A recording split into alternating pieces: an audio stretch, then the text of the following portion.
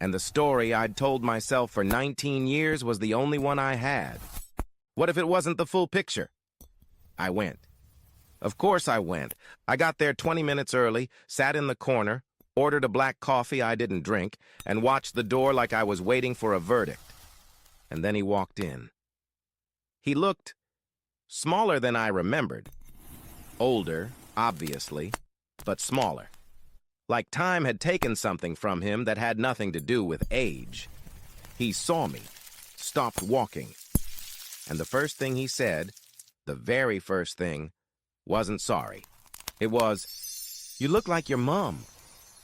Here's what he told me. He said he left because he'd gotten someone else pregnant, a woman from work. He panicked. He was ashamed. And instead of facing it, he just ran.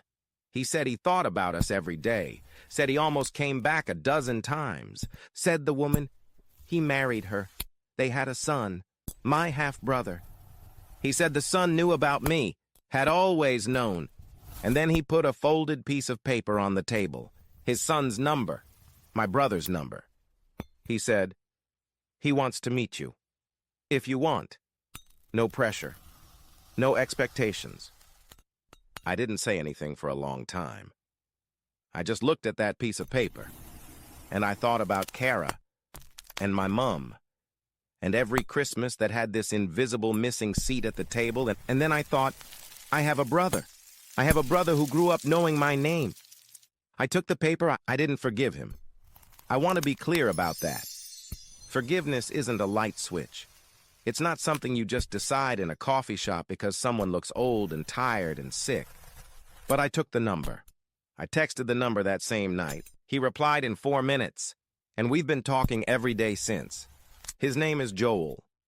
He's 24. He studied architecture.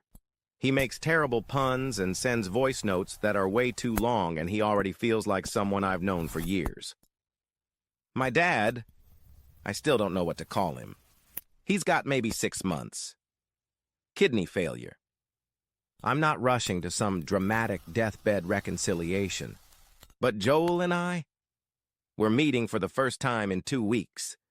And whatever happens with everything else, that part feels like something good growing out of something broken. And I'll take it.